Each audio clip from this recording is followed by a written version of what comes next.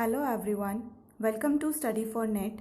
My name is Shalu Garg और हम कर रहे हैं अपने NTA UGC NET paper first की प्रिपरेशन, जिसमें हमने स्टार्ट किया था अपना यूनिट नंबर 2 रिसर्च एप्टीट्यूड, जिसके 5 लेक्चर्स हम कंप्लीट कर चुके हैं। आज हम लेक्चर नंबर 6 करने जा रहे हैं, अपना मैथड्स ऑफ रिसर्च पार्ट 3।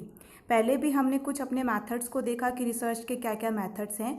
अगर वो लेक्चर्स किसी ने नहीं देखे हैं तो डिस्क्रिप्शन बॉक्स में उसका लिंक मिल जाएगा, आप उन लेक्चर्स को देख सकते हैं। उससे पहले जो भी ये वीडियोस देख रहे हैं, अगर उन्होंने मेरे चैनल को सब्सक्राइब नहीं किया है तो प्लीज़ मेरे चैनल को सब्सक्राइब करें, ताकि आगे आने वाली वीडियोस के नोटिफिकेशन आपको पहले ही मिल जाए।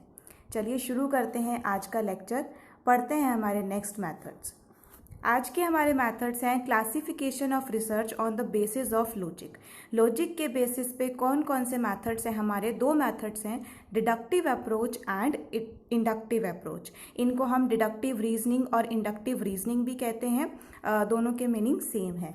चलिए देखते हैं सबसे पहले डिडक्टिव अप्रोच कि डिडक्टिव अप्रोच में क्या होता है। It is also termed as top-down और general to specific approach। Deductive approach को हम टॉप-डाउन अप्रोच और जनरल टू स्पेसिफिक अप्रोच भी कहते हैं, क्योंकि डिडक्टिव की अगर मैं वैसे बात करूं ब्रीफ में, डिडक्टिव का मतलब होता है लॉजिक। जैसे हमने पहले एक लेक्चर देखा था अपना positivism and post positivism approach, उसमें पॉजिटिविज्म अप्रोच में हमारी डिडक्टिव अप्रोच लगती थी। डिडक्टिव का मतलब लॉजिकली तरीके से सोचना, क्योंकि पॉजिटिविज्म में पूरा साइंस था, तो लॉजिक बेस से सोचने का मतलब था कि हम डिडक्टिव अप्रोच को वहां पे यूज कर रहे हैं। ये क्या होती है? टॉप डाउन अप्रोच, मतलब ऊपर से नीचे, टॉप टू डाउन अप्रोच ये मानी जाती है, और general level to specific level की हम यहाँ पे बात करते हैं। This method is also called abstract and analytical method because it is based on abstract reasoning and not on actual facts। Deductive approach में क्या होता है कि हम एक्चुअल फैक्ट्स की इसमें बात नहीं करते, मतलब हम खुद से उन फैक्ट्स को कलेक्ट नहीं करते, तो इसीलिए इसको एब्स्ट्रैक्ट मेथड भी कहते हैं। एब्स्ट्रैक्ट का मतलब जो फिजिकली वहाँ पे मौजूद नहीं है, हम सिर्फ उसको फील कर सकते हैं। जैसे कोई भी लॉ ले लो, लॉ ऑफ ग्रेविटी ले लो, लॉ ऑफ डिमांड ले लो, ये ऑलरेडी क्या है, इन पे फैक्ट्स डेटा कलेक्ट किए जा चुके हैं और हम उनके लॉ को क्या करते हैं, अप्लाई करते हैं। तो यही क्या होता है, डिडक्टिव मेथड में होता है। एक्चुअल फैक्ट्स के बेसिस पे यहाँ पे स्टडी नहीं होती। The logic proceeds from general to particular. जो भी डिडक्टिव में लॉजिक होगा वो हमारा जनरल टू पर्टिकुलर जाएगा। जनरल का मतलब जब हम पूरी सबकी मान लो पॉपुलेशन की बात करें, होल पॉपुलेशन की बात करें, तो वो हो गई जनरल स्टेटमेंट। उसमें से मैं एक पर्टिकुलर पर्सन की बात करूं, मेरी बात करूं, किसी भी और पर्सन की बात करती हूं, तो वो क्या हो गया हमारा पर्टिकुलर स्टेटमेंट। तो इसीलिए हम डिडक्टिव को टॉप डाउन अप्रोच भी कहते हैं, क्योंकि वो टॉप टू डाउन मतलब general to particular whole population से इंडिविजुअल्स की तरफ वो जाता है। In deduction, we start from a theory and try to prove it with the help of available information। Deduction approach में हम क्या करते हैं, एक थ्योरी से स्टार्ट करते हैं अपनी रिसर्च और उसको प्रूव करने की कोशिश करते हैं, जो भी हमारे पास में इंफॉर्मेशन है कि जो भी हमने थ्योरी स्टार्ट करी है वो बिल्कुल सही है। The deductive method involves the following 3 steps. Deductive method में हमारे 3 स्टेप्स हमें देखने को मिलते हैं। चलिए देखते हैं कि वो 3 स्टेप्स कौन कौन से हैं। नंबर 1 है हमारा state the hypothesis based on theory और रिसर्च लिटरेचर। सबसे पहले हम क्या करेंगे, अपने हाइपोथेसिस को जनरेट करेंगे। हाइपोथेसिस क्या होता है, एक टेंटेटिव स्टेटमेंट होती है, प्री सपोजिशन होता है कि स्टार्टिंग में है हम कुछ एजम्पशन लेके चलते हैं कि हमारे जो रिजल्ट्स हैं वो इससे मैच करेंगे। वही होता है हमारा हाइपोथेसिस, कि कुछ एज्यूम करके अपनी थ्योरी को स्टार्ट करना। तो हाइपोथेसिस कैसे जनरेट होगा, जो भी हमारी थ्योरी है, ऑलरेडी थ्योरी या रिसर्च लिटरेचर है, उसके बेसिस पे ही हम अपने हाइपोथेसिस को जनरेट करेंगे। Collect data to test the hypothesis. इस पे हम डेटा को क्या करेंगे, कलेक्ट करेंगे अपने हाइपोथेसिस को टेस्ट करने के लिए। मेक डिसीजन टू एक्सेप्ट और रिजेक्ट द हाइपोथेसिस। इसके बाद हम अपना डिसीजन ले लेंगे कि हमें हाइपोथेसिस को, हमारा हाइपोथेसिस एक्सेप्ट हुआ है या रिजेक्ट हुआ है। अब हम बात करते हैं जो लॉजिक है जनरल टू पर्टिकुलर काम कैसे करता है, इसके कुछ एग्जाम्पल्स देखकर। इसके एग्जाम्पल की हम बात करते हैं। एग्जाम्पल नंबर 1 है। इसमें सबसे पहले मैं ये बताना चाहूँगी 3 स्टेटमेंट्स आपको देखने को यहाँ पे मिलेंगी 1 2 3। इसमें से जो फर्स्ट और सेकंड स्टेटमेंट है ये आपकी प्रिसाइज है, स्टार्टिंग की स्टेटमेंट जो हमारी जनरल स्टेटमेंट मानी जाती है। और जो थर्ड स्टेटमेंट है ये हमारा कंक्लूजन निकल कर आया है। जैसे हमने पहले बात करी थी कि जो भी डिडक्टिव रीजनिंग है उसका लॉजिक होता है हमारा जनरल टू स्पेसिफिक। तो इन दोनों स्टेटमेंट के बेसिस पे ही हम अपना कंक्लूजन एट स्पेसिफिक पॉइंट पर लेकर आते हैं। जैसे हमने पहली स्टेटमेंट ली, ऑल बर्ड्स हैव फेदर्स। हमने सभी बर्ड्स को कंसिडर किया है, जितने भी बर्ड्स हैं हमने ये कहा कि सबके क्या होते हैं, फेदर्स यानी पंख होते हैं। ये क्या हुआ, जनरल फैक्ट, हर बर्ड पे क्या हो जाएगा, अप्लाई हो जाएगा। सेकेंड है हमारा, all robins are birds. Robin भी एक बर्ड ही है, मतलब एक कैटेगरी ही आती है उनकी बर्ड्स की, जो हमारे इंडिया में नहीं पाए जाते, बाहर की कंट्रीज में होते हैं। तो सेकंड स्टेटमेंट हमने यही कही कि ऑल रोबिन्स आर बर्ड्स। जो रोबिन्स है कैटेगरी है वो भी क्या है, सारे बर्ड्स है। तो इन दोनों जनरल स्टेटमेंट के बेसिस पे हम अपना कंक्लूजन ये कह सकते हैं, देयरफॉर रोबिन्स हैव फेदर्स। तो अगर रोबिन्स बर्ड्स हैं तो बर्ड्स यानी उसके भी क्या होंगे, फेदर्स होंगे। तो हमने यहाँ पे सिर्फ किसकी बात करी, रोबिन्स की बात करी। पहली स्टेटमेंट में हमने ऑल बर्ड्स हैव फेदर्स, सारे बर्ड्स को इंक्लूड किया। दूसरे में जो भी सारे रोबिन्स थे वो क्या हैं, बर्ड्स हैं। इसी डेटा से हम क्या करेंगे, इसी लॉजिकली तरीके से सोचेंगे तो स्पेसिफिक स्टेटमेंट निकल के आएगी, Robbins have feathers. Deductive reasoning में क्या होता है, अगर हमारी प्रिसाइज स्टेटमेंट दोनों ट्रू हैं, उसी के बेसिस पे हम ये कंक्लूजन निकालेंगे कि हमारा कंक्लूजन भी क्या है, ट्रू है। अगर हमारी प्रिसाइज स्टेटमेंट, पहले की 2 स्टेटमेंट ही हमारी गलत होंगी तो हमारा कंक्लूजन भी गलत माना जाएगा। तो यही क्या होता है deductive reasoning. General to specifically हम क्या करते हैं, इसको अप्लाई करते हैं और लॉजिकली तरीके से, साइंटिफिकली तरीके से इसको प्रूव करते हैं। लाइक एग्जांपल नंबर 2 देखिए, it is suitable when facts and data are not available. Deductive reasoning कब सुटेबल होगा, जैसे हमने पहले बात करी थी कि इस पे कोई भी फैक्ट्स को हम कलेक्ट नहीं करते, ऑलरेडी जो हो चुके हैं हम उसी के बेसिस पे करते हैं। तो ना तो हमारे पास में फैक्ट्स है ना हमारे पास में डेटा है। लाइक हम इकोनॉमिक्स पढ़ते हैं, उसमें हम पढ़ते हैं एक लॉ ऑफ डिमांड।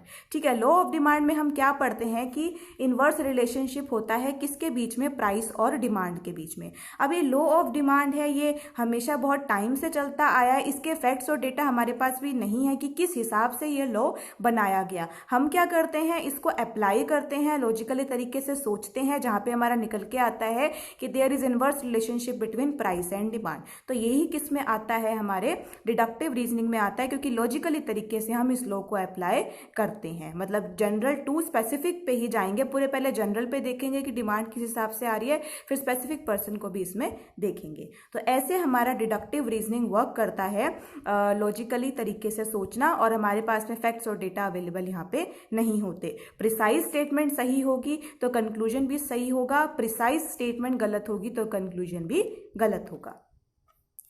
इसकी लास्ट लाइन है, deductive research approaches usually begins with a theory driven hypothesis which guide data collection and analysis। जो हमारी डिडक्टिव रिसर्च अप्रोच है वो हमारी स्टार्ट होती है जब हम कोई थ्योरी डेवलप करते हैं, हाइपोथेसिस को जनरेट करते हैं। वो हाइपोथेसिस जो ऑलरेडी हम लिटरेचर रिव्यू में मतलब रीड आउट कर चुके हैं, जो ऑलरेडी ऑब्जर्व हो चुका है, वो हमें गाइड करता है कि किस तरह से हमें अपने डेटा को कलेक्ट करना है और एनालिसिस करना है। तो यही क्या है हमारी डिडक्टिव अप्रोच, या यूं कहूँ डिडक्टिव रिसर्च या डिडक्टिव रीजनिंग। नेक्स्ट हम बात करते हैं अपने इंडक्टिव अप्रोच की, कि हमारी इंडक्टिव अप्रोच, इंडक्टिव रिसर्च और इंडक्टिव रीजनिंग क्या है। It is also termed as bottom up approach. जैसे डिडक्टिव रीजनिंग थी हमारी टॉप टू बॉटम, इंडक्टिव हो जाएगी bottom to up. The generalizations are based on observation of individual instances। जो भी इंडक्टिव अप्रोच में जनरलाइजेशंस है, मतलब हम अपनी स्टडी को लार्ज पॉपुलेशन पे जब अप्लाई करते हैं तो ये बेस्ड होता है हमारे ऑब्जर्वेशन पे। ऑब्जर्वेशन किसका, इंडिविजुअल का। मान लो मैं रिसर्चर हूँ, मैं कुछ रिसर्च कर रही हूँ, तो जो मैंने ऑब्जर्व किया वो उसको जब अप्लाई करूँगी तो वो क्या हो जाएगा हमारा inductive approach. Under this method conclusions are drawn on the basis of collection and analysis analysis of facts relevant to the inquiry. हमें जो भी यहाँ पे इंक्वायरी करनी है, जो भी प्रॉब्लम को सॉल्व करना है, यहाँ पे कंक्लूजन्स कैसे ड्रॉन होंगे, हमें पहले उन फैक्ट्स को, उन डेटा को, उससे रिलेटेड जो भी हमें इंक्वायरी करनी है पहले हम उसको कलेक्ट करेंगे, उसके बाद ही हम उसका एनालिसिस कर सकते हैं। जैसे डिडक्टिव में तो क्या था, हमारे पास भी कोई फैक्ट्स नहीं था, लॉ ऑलरेडी बन चुका था, लॉ ऑफ डिमांड, जिसको हम आज तक क्या कर रहे हैं, अप्लाई कर रहे हैं। लेकिन इंडक्टिव में क्या है, हम स्टार्टिंग से स्टार्ट करते हैं, खुद के डेटा को दोबारा कलेक्ट करते हैं और उसको, उन फैक्ट्स को क्या करते हैं, एनालिसिस करते हैं। जैसे हमारी post positivism approach. Post positivism approach क्या कहती है कि साइंस जरूरी नहीं है कि हमेशा सही हो सकता है उसमें कुछ एरर्स हो, तो उन एरर्स को ढूंढने के लिए हम क्या करते हैं, इंडक्टिव अप्रोच का यूज करते हैं, दोबारा उन फैक्ट्स को कलेक्ट करके उसके कुछ ऐसे फैक्ट्स निकालने की कोशिश करते हैं जिनको स्टडी नहीं किया गया है। In inductive research we move from specific to general. इस बात का खास ध्यान रखें, डिडक्टिव में क्या था, जनरल टू स्पेसिफिक, और इंडक्टिव में क्या हो जाएगा, स्पेसिफिक टू जनरल। हम एक इंडिविजुअल की बात करते करते जब होल पॉपुलेशन की बात करते हैं तो यही क्या होता है, inductive approach. This approach also involves the following 3 steps. Inductive approach में भी 3 स्टेप्स हमें देखने को मिलते हैं। आइए देखते हैं कि कौन कौन से वो 3 स्टेप्स हैं। फर्स्ट है observe the different phenomena in the world. हमने क्या देखा, अपने जो भी कंट्री वर्ल्ड में रह रहे हैं वहां पे एक डिफरेंट फिनोमिना हमने कुछ ऑब्जर्व किया और हमारे दिमाग में कोई आइडिया आया कि हमें इसके बारे में और नॉलेज चाहिए। Make a search for the pattern in what is absorb. उसके बाद में जो भी हमने ऑब्जर्व किया उसके लिए हम एक पैटर्न को सर्च करेंगे कि किस तरह का पैटर्न यहाँ पे बनकर आ रहा है। Make a generalization about what is occurring. उसके बाद में हम अपना जनरलाइजेशन और एनालिसिस देंगे कि क्या वहां से ऑब्जर्व किया और क्या वहां पे हमने अपनी थ्योरी को डेवलप किया। यही क्या होता है, इंडक्टिव अप्रोच। एग्जांपल्स देखते हैं इसके। जैसे इसमें एग्जाम्पल नंबर 1 है, इसमें भी वही सेम है कि 2 हमारी स्टेटमेंट प्रिसाइज है और 3rd स्टेटमेंट कंक्लूजन है। बस इसमें इतना ध्यान रखना है कि डिडक्टिव में जो पहली 2 स्टेटमेंट्स थी वो जनरल थी और लास्ट स्टेटमेंट हमारी स्पेसिफिक थी। लेकिन यहाँ पे इंडक्टिव में हमारी जो पहली 2 स्टेटमेंट्स होगी वो स्पेसिफिक होगी और लास्ट हम कहाँ तक जाएंगे, जनरल तक जाएंगे। और इसमें ज़रूरी नहीं है कि 2 ही स्टेटमेंट हो, प्रिसाइज कि आप कितनी भी स्टेटमेंट्स ले सकते हैं।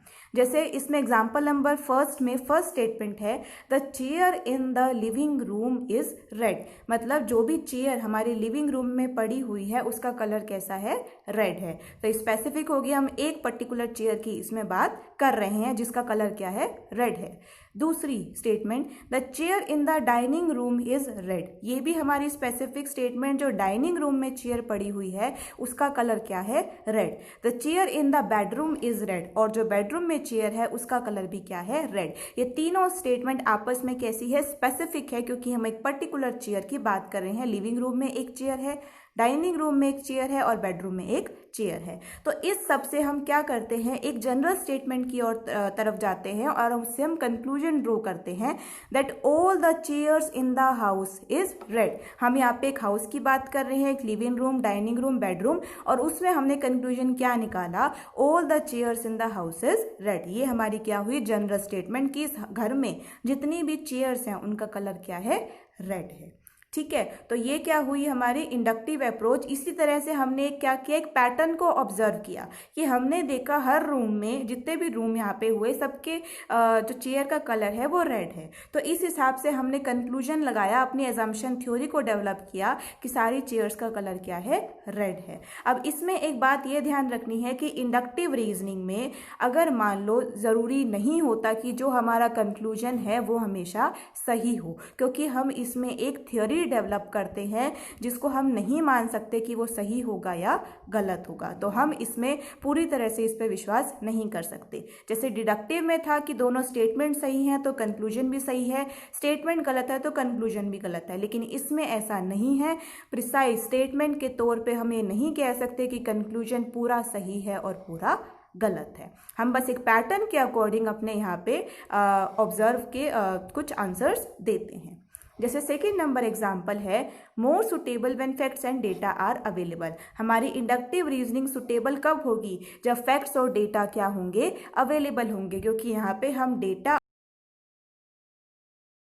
और फैक्ट जैसे law of diminishing marginal utility, relationship between income and consumption.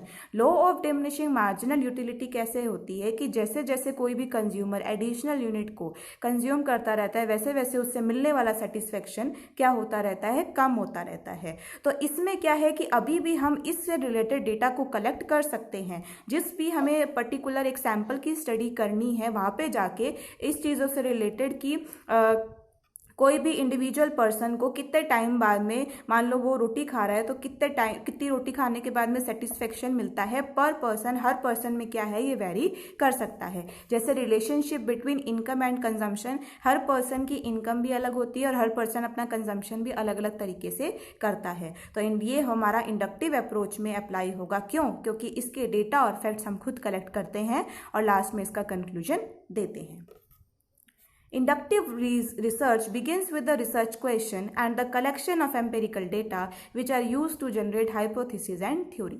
Inductive research किससे begin होती है? हमारे research question से begin होती है। हम एक question के साथ करते हैं कि हमें इस चीज़ को सही प्रूव करना है या हो सकता है ये गलत प्रूव भी हो जाए। उसके लिए हम अपने डेटा को क्या करते हैं? कलेक्ट करते हैं। एम्पिरिकल डेटा अपने एक्सपीरियंस और अपने ऑब्जर्वेशन के अकॉर्डिंग जो यूज़ होता है हमारी थ्योरी को और हाइपोथेसिस को जनरेट करने के लिए। इंडक्टिव में हम लॉजिकली तरीके से नहीं सोचते, हमारे सामने जो हमने ऑब्जर्व किया, जो हमने डेटा को कलेक्ट किया उसी को हम सही मानेंगे। तो यही मेजर डिफरेंस है डिडक्टिव और इंडक्टिव में। डिडक्टिव में हम लॉजिकली तरीके से सोचते हैं, उसमें एब्स्ट्रैक्ट कंसेप्ट्स होते हैं, हमारे पास में डेटा और फैक्ट्स नहीं होते, जो ऑलरेडी लॉ बन चुके हैं उसी से रिलेटेड हम लॉजिकली सोच के उसको अप्लाई करते हैं। और इंडक्टिव हमारी अप्रोच ऐसी होती है जिसमें हम डेटा को खुद कलेक्ट करते हैं और उसी के हिसाब से अपने कंक्लूजन को सही मानते हैं।